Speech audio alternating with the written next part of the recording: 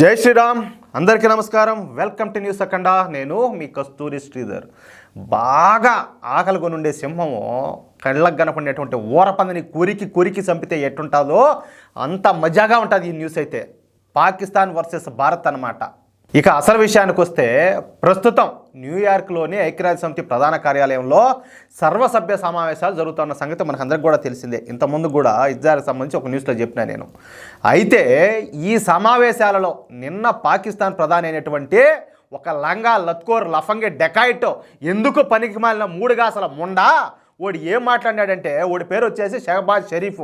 ఓడు కూడా మాట్లాడినాడు ఆడు చేరుకొని. ఎందుకంటే ఐక్యరాజ్య సమితిలో 193 సభ్య దేశాలు ఉన్నాయి. వాటిల్లో ఈ దేశం కూడా ఒకటి. ఇంక వాడికి మైక్ ఇచ్చారు, వాడు ఏదో ఒకటి వాగుతాడు.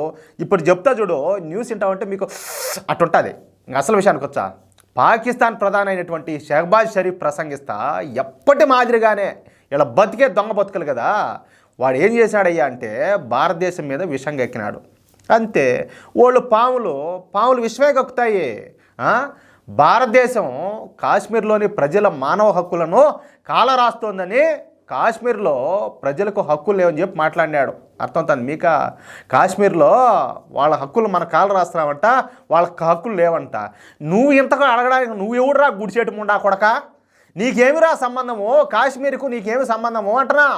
అలాగే ప్రస్తుతం కాశ్మీర్లో మిలిటరీ రాజ్యం నడుస్తోందని, కాశ్మీర్లోని అమాయక ప్రజలను భారత ప్రభుత్వం సైనిక బలాన్ని ఉపయోగించి అణిచివేస్తోందని చెప్పి మాట్లాడినాడు. అర్థమవుతుంది మీకు? అంటే ఆడంతా సైనికులు వెనక్కి వచ్చేసి మీ వాళ్ళు అంతా ఉంటారు కదా, ఏదే అంతకుముందు ఆర్టికల్ 370 రద్దు చేయకముందు వీళ్ళు వచ్చేసి మీ పాకిస్తాన్ వాళ్ళ పెళ్ళిళ్ళు చేసుకుంటే అత్తగారింటికి వచ్చినట్టు వచ్చిపోతా అంతా తుపాకులు బాంబులు గింబులు అన్నీ వేసుకొని వచ్చి ఈడ దేశాన్ని ఏ విధంగా నాశనం చేయాలని చెప్పేసి ఆడుండే వాళ్ళని కూడా అందరినీ రెచ్చగొట్టి మీరు ఏం చేస్తా ఉన్నారో మా తెలీదా? అంటే ఏంది అంటే మీకు అంతా ఫ్రీ హ్యాండ్ ఇచ్చి నాయన దుబ్బుకోబోండి, దేశాన్ని దున్నుకోబోమని చెప్పి చెప్పాలి మీకు. మామూలుగా కాదు ఇప్పుడు ఏడు ఉండేది కాంగ్రెస్ పార్టీ ప్రభుత్వం కాదు, దమ్ముండే నరేంద్ర మోడీ ప్రభుత్వం, భారతీయ జనతా పార్టీ ప్రభుత్వం. వాళ్ళు ఏం చేసేది, వాళ్ళు ఎలా చేయాలో ఇన్ని లాంటి లంగాలు లత్కోళ్ళు చెప్పాల్సిన అవసరం అసలే లేదు. ఇంకా ఈయన మాట్లాడతా అసలు కాశ్మీర్లోని ప్రజలకు 3 పూట్ల తిండి కూడా దొరకడం లేదని చెప్పేసి ఈ పాకిస్తాన్ ప్రధాని ఈ షహబాజ్ షరీఫ్ విమర్శించినాడు. ఓరి నీ గుడిగాల ఎంత కామెడీగా ఉన్నది చూడు. కాశ్మీర్లో ఉండే వాళ్ళకి తినేదానికి తిండి లేదంటయా? చెప్తాలే చెప్తా నీకు ఉంటుంది నీకు ఉంటుంది నీకు ఈరోజు. కాశ్మీర్లో భారత ప్రభుత్వం సెక్యులరిజాన్ని పాటించడం లేదని చెప్పేసి కాశ్మీర్లో ఉన్న జనాభా ముస్లింలు కావడంతోనే భారత ప్రభుత్వం ఈ విధంగా హింసాత్మక సంఘటనలకు పాల్పడతామని చెప్పి మాట్లాడినాడు. ఊరే అసలు సెక్యులరిజం గురించి మాట్లాడేది అర్హత మీకు ఉన్నది? అసలు అర్హత మీకు ఉన్నది అంటాలే. ఇప్పుడు కాశ్మీరే ఉన్నది, కాశ్మీర్లో ఉన్నటువంటి కాశ్మీర్ పండిట్లంతా యాడికి విన్నారు నీకు తెలియదు అదా? నంగవా నువ్వు నీ వాళ్ళంతా నంగలాడా? నోట్లోనో కింద ఏళ్ళు వేసుకొని కూర్చోండారా నంగబూసులు అన్నట్ట. సెక్యులరిజం గురించి నువ్వు మాట్లాడతావేంద్రా లంగాముండా? కాదు, పాకిస్తాన్లో ఉన్నటువంటి హిందువులను పొట్టలు పెట్టుకొని కనీసం ముక్కు పచ్చలారిన ఆడబిడ్డలను కూడా బలవంతంగా ఎత్తుకొని పోయి పెళ్ళిళ్ళు చేసుకొని మతం మార్చి మీరు మాట్లాడతారా? హిందువులను పాకి పని చేసి దానికి వాడుకుంటారా మీరు? వాళ్ళను కూడా కనీసం ప్రశాంతంగా కూడా బ్రతకనివ్వడంలే మీరు మాట్లాడతారా? కనీసం పాకిస్తాన్లో ఉన్నటువంటి హిందువులకు హక్కులు కూడా లేవే మీరు మాట్లాడతారా? సెక్యులరిజం గురించి, హక్కుల గురించి నీది ఒక బతుకేనా? ఊర కుక్క కూడా మీకంటే ఇంకా బాగా బతుకుతుంది. ఊర కుక్కలు కూడా మీరు సెక్యులరిజం గురించి మాట్లాడతారు. దేంతో నా వాళ్ళు అర్థం కావడం లేదురా బాబు నువ్వు మాట్లాడుతూ ఉంటే నాకు స్వామి. పైగా భారతదేశంలో ముస్లింలకు భద్రత లేదని చెప్పి భారత్లో ముస్లింలు అభద్రతా భావంలో బతుకుతున్నారని చెప్పి మాట్లాడాడు. తొడుకొంబరా తొడుకోబోతారా ఎవరైనా వచ్చేట్టుగా? అంటే లేదు మేము భారతదేశం లేకంటే మేము పాకిస్తాన్లోనే బాగా బతకగలుగుతామని చెప్పి ఎవరన్నా అని ముందుకొచ్చే బంగారం వచ్చి తొడుకోమ్మనైనా మీ వాళ్ళందరికీ నువ్వు ఆడ పూట బిర్యానీలు అన్నీ పెడుతున్నావు కదా, నువ్వు బాగా పళ్ళు నిండా పెడుతున్నావు కదా, నువ్వు వచ్చి తొడుకోబోయి పెట్టిపో ఆడనే బాగా చూసుకోబో నువ్వు అట్నే. ఎవరన్నా నీ మాటలను ఎవరన్నా వచ్చేట్టుకంటే బంగారంగా తోడుకోబోయి వద్దన్నాడా? మేమన్నా వద్దన్నామా? ఎవరన్నా వచ్చా అంటే నువ్వు తోడుకొని పోతావంటే తోడుకొని పట్టనే.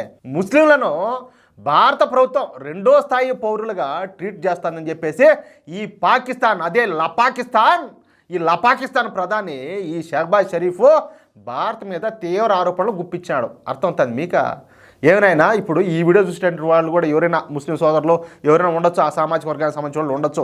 అంటే నిజంగా భారతదేశాన్ని ప్రేమించే వాళ్ళు ఎవరైనా ఉండొచ్చు, వ్యతిరేకించే వాళ్ళు కూడా మేబీ ఉండొచ్చు కూడా. ఎందుకంటే ఇప్పుడు మా ముండా కొడకల్లో కూడా ఉన్నారు కదా కొంతమంది ధర్మాన్ని వ్యతిరేకించే వాళ్ళు, దేశాన్ని వ్యతిరేకించే వాళ్ళు, వాళ్ళ స్వార్థాల కోసం లేని పని అత్యలితాటలతో ఉన్నారు కదా.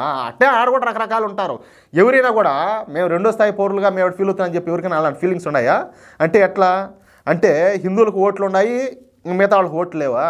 అంటే ఇప్పుడు ప్రభుత్వ పథకాలు ఉన్నాయి, ఇప్పుడు హిందూ సామాజిక వర్గం ఉన్నది, ఇది భారతదేశంలో మెజారిటీ సామాజిక వర్గం, వీళ్ళకందరికీ ఒక రకంగాను మిగతా వర్గాలకు మిగతా మతాలకు ఒక రకంగా చేస్తున్నారా?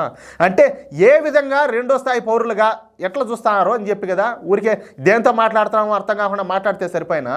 కానీ ఇక్కడ విషయం ఏంటంటే దీనికి కౌంటర్గా భారత విదేశాంగ శాఖ మంత్రి అయినటువంటి మన జయశంకర్ గారు ఆయన మాట్లాడతా ఆహా భలే భలే భలే వేశాడు. పాకిస్తాన్కు స్ట్రాంగ్ కౌంటర్ ఇచ్చాడు ఆయన.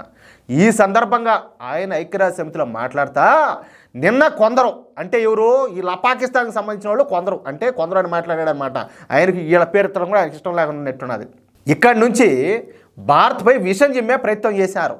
అసలు మానవ హక్కులు అంటే ఏమిటో పాకిస్తాన్కు తెలుసా? నేను చెప్పిన మాట గుర్తున్నది కదా. కనీసం అక్కడ ఉండేటువంటి ఏది మైనార్టీలు అటువంటి హిందువులను కావచ్చు, లేకపోతే సిక్కులను కావచ్చు, లేకపోతే క్రిస్టియన్లు కావచ్చు, ఏ విధంగా నరకం అంటే చచ్చితే కనపడేది కాదు, ప్రాణాలతోనే చూపించారు పాకిస్తాన్లో మైనార్టీలకు అందరికీ. అది ఆయన మాట్లాడింది. అసలు మానవ హక్కులను పాకిస్తాన్ ఎప్పుడైనా కూడా గౌరవించిందా అని మాట్లాడినాడు. అవును 100% కాదని చెప్పు. కాశ్మీర్లో ఉన్నది ముస్లింలు అని చెప్పి మేము ఎప్పుడు కూడా చూడాల, వాళ్ళను భారతీయులుగానే మేము పరిగణిస్తున్నామని చెప్పి మాట్లాడినాడు. అవును, అలా పరిగణించబట్టే ఈ రోజుకి కూడా జమ్మూ కాశ్మీర్ అభివృద్ధి కట్టుబడి ఉన్నది ఇప్పుడు ఉన్నటువంటి భారత ప్రభుత్వం. అందుకే గత 4 సంవత్సరాల్లో కాశ్మీర్లో ఎప్పుడు లేని అభివృద్ధి జరుగుతుంది అని చెప్పి మాట్లాడినాడు. 100% కాదు 1000%. కనీసం అంతకుముందు ఆర్టికల్ 370 రద్దుకు ముందు కనీసం ఎంతమంది అక్కడ ఎప్పుడు చూసినా కూడా తీవ్రవాదంతో కొట్టుకొని చచ్చా ఉన్నారు. రాళ్ళేసే రప్పలేసే తప్పితే వాళ్ళకి వేరే పని లేకటం అనేది. కనీసం ఈ జమ్మూ కాశ్మీర్లో టూరిజం ఏ స్థాయిలో ఉన్నది. కానీ ఇప్పుడు ఈ ఆర్టికల్ 370 తర్వాత కావాలంటే అంటే వాళ్ళు ఎందుకు పనికిరాని పొరంబొక మొండలైతే తప్పనిచ్చి నిజంగా విచక్షణ ఉండే వాళ్ళని ఎవరైనా పోయి అడిగితే వాళ్ళు చెప్తారు, అవును ఈ 4 సంవత్సరాల్లో మేము 3 పూట్ల తినగలుగుతున్నాము, కంటి నిండా నిద్రపోగలుగుతున్నాము, సంపాదించుకొని మా భార్య బిడ్డలను మేము పోషించగలుగుతున్నాం అని చెప్పేసి ప్రతి ఒక్కరు కూడా గర్వంగా చెప్తున్నారు. పాకిస్తాన్ అన్నట్టు కాశ్మీర్లో ప్రజలకు తినడానికి తిండి లేదా, కట్టుకోవడానికి బట్ట లేదా, ఉండడానికి ఇల్లు లేవా అని చెప్పి అడిగినాడు. ఎవరిని? ఈ షహబాజ్ షరీఫ్ గారిని. వాస్తవం కదా ఆయన మాట్లాడేది. పాకిస్తాన్ వాళ్ళు ఎందుకు పనికిరాని ఈ పనికి మాలిస్తాన్ వాళ్ళు యాడికా సౌదీకి హజ్ యాత్రకు పోతున్నామని చెప్పి మక్కాకు పోతున్నామని చెప్పేసి పొయ్యేది ఆడిపోయేది బాబా బాబా అని చెప్పి ఆడిపోయి డబ్బులు అడకదొబ్బేది. అంటే అడుక్కు తినేది, జేబులు కొట్టడము, చిల్లర దొంగతనాలు యాచారా మీ వాళ్ళు పోయి సౌదీకి పోయి మీ ఎందుకులే నేను ఎక్కువ మాట్లాడితే బాగుండదు, అదే సౌదీ అరేబియానే మీ మొహాన అని చెప్పి మన ఊసిన క్యాండిల్ ఇచ్చి అయినా కూడా మీకు సిగ్గురాల. మీ వాళ్ళు తినేదానికి తిండి లేక, కట్టుకునేదానికి బట్ట లేక, ఉండేదానికి ఇల్లు లేక, కనీసం చేసేదానికి పని కూడా లేక పోయి సౌదీ అరేబియాకు పక్క దేశాలకు పోయి అడకదొబ్బుతారు. ఆఖరికి యాడికి ఇరాక్ కూడా పోతారు స్వామి. ఆడిపి సాగలేక ఆడ వదిలేసి వచ్చారంట పెళ్ళాం పెట్టడం. మీకంటే గతిమాల బతుకు ప్రపంచంలో ఎవడైనా బతుకుతాడా అని నేను అడుగుతున్నా ఈ సందర్భంగా. అలాగే మాట్లాడతా జయశంకర్ గారు మాట్లాడతా అసలు షహబాజ్ షరీఫ్ ఏం చెప్పాలనుకుంటాడో ఓడికైనా తెలుసా అని అడిగినాడు. భలేవన్లా అట్టుంటుంది. పాకిస్తాను మాపై ఇటువంటి నిందలేస్తానని చెప్పి తెలిసే G20 సమావేశాలను, ఇది కీలకమైన పాయింట్ ప్రతి ఒక్కరు కూడా వినాల, G20 సమావేశాలను జమ్మూ కాశ్మీర్లో నిర్వహించినాము. ఈ సమావేశాల్లో పాల్గొన్నటువంటి అంతర్జాతీయ నిపుణులు కాశ్మీర్ను నిశితంగా గమనించినారు. కాశ్మీర్ ప్రజల యొక్క జీవన విధానాలపై ఆరాధిస్తున్నారు. అందుకే అంతర్జాతీయ నిపుణులు కాశ్మీర్పై ఒక్క మాట కూడా మాట్లాడలేదు అన్నాడు. అంటే ఇప్పుడు భారతదేశ ప్రభుత్వం తప్పులు చెప్పొచ్చు, అబద్ధాలు చెప్పొచ్చు, వచ్చిన వాళ్ళకి అందరికీ కళ్ళ గంతలు కట్టుంటారా? దావుడు మూతలాడమనే. మా కాశ్మీర్లో ప్రజలు అన్ని సౌకర్యాలను అనుభవిస్తున్నారు. మా కాశ్మీర్లో అర్థమవుతుంది మీకు? మా కాశ్మీర్లో ప్రజల మాదిరిగా పాకిస్తాన్లో ఎంతమంది ప్రశాంతంగా జీవిస్తున్నారు, ఎంతమంది 3 పూట్ల తింటున్నారా పనికిమాలోడా బేవకూఫ్ అని చెప్పి అడిగినాడు. పాకిస్తాన్ తన ప్రజలకు తిండి పెట్టకుండా తీవ్రవాదులకు ఆయుధాలు తిండి పెట్టి పోషిస్తానని చెప్పి మాట్లాడినాడు. అర్థమవుతుంది కదా. అంటే ప్రజలకు పెట్టలాగానే తీవ్రవాదులకు ఆయుధాలు ఇచ్చి వాళ్ళకి తిండి పెట్టి పోషిస్తుంది. దేనికోసం? భారత్ను నాశనం చేయడం కోసం. ఈరోజు పాకిస్తాన్లో సగానికి సగం మందికి తినడానికి తిండి లేదు. అలాంటి పాకిస్తాన్ ఇప్పుడు మాపై నిందలు వేయడం సిగ్గుచేటు, ఇది హాస్యాస్పదం అని చెప్పి మాట్లాడినాడు. అవునయ్యా, వాళ్ళకు సిగ్గు లేదు, లజ్జ లేదు, రోషం లేదు, ఆత్మాభిమానం లేదు, వాళ్ళకి ఏమీ లేదు. వాస్తవం వాస్తవం, దిస్ ఈజ్ వాస్తవం. ఎందుకు ఆయన మాట్లాడితే మళ్ళీ చెప్తాడు, నేను మళ్ళా చెప్తున్నాను, పాకిస్తాన్ ఎవరు అండ చూసుకొని రెచ్చిపోతుందో మాకు తెలుసు. ఉండదు కదా ఇంకోటి జిత్తులు మారినాక, ఏది చైనా, అది ఆ చైనా అండ చూసుకొని ఈ కథలన్నీ అన్నట్టు అర్థం అనమాట. అందుకే ఆ రెండు దేశాలకు చెప్తున్నా, భారత్లో ఎటువంటి తీవ్రవాద దుశ్చర్యలకైనా పాల్పడితే ఎంత మాత్రం సహించేది లేదు. ఈసారి ప్రతిస్పందన చాలా తీవ్రంగా ఉంటుంది అని చెప్పి మాట్లాడినాడు. ఈసారి మాత్రం ఖచ్చితంగా కోలుకోలేని దెబ్బ కొడతామని చెప్పి మాట్లాడినాడు. చర్యకు ప్రతి చర్య ఈసారి కఠినంగా ఉంటుందంటూ జయశంకర్ గారు పాకిస్తాన్కు, అలాగే ఆ పాకిస్తాన్కు సపోర్ట్ చేసే చైనా ఉన్నది కదా, జిత్తుల మార నక్క, గుంట నక్క, వాటికి ఇద్దరికి కలిపి అట్లా బాగా స్ట్రాంగ్ వార్నింగ్ ఇచ్చాడు. అది ఆ కథ. ఎట్లున్నది న్యూసా?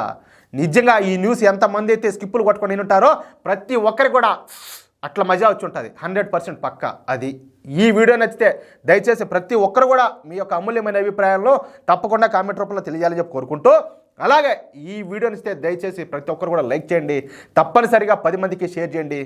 ఈ న్యూస్ విన్నారంటే భారతీయుడు అన్న ప్రతి ఒక్కరు కూడా గర్వంతో ఫీల్ అవుతారు. నాకు ఆ నమ్మకం ఉండదు నాకు. అదేవిధంగా ఇంతవరకు మన ఛానల్ సబ్స్క్రైబ్ చేసుకోకపోతే దయచేసి ప్రతి ఒక్కరు కూడా మన ఛానల్ సబ్స్క్రైబ్ చేసుకోండి. ప్లీజ్ సపోర్ట్ చేయండి. జై శ్రీరామ్, జై హింద్.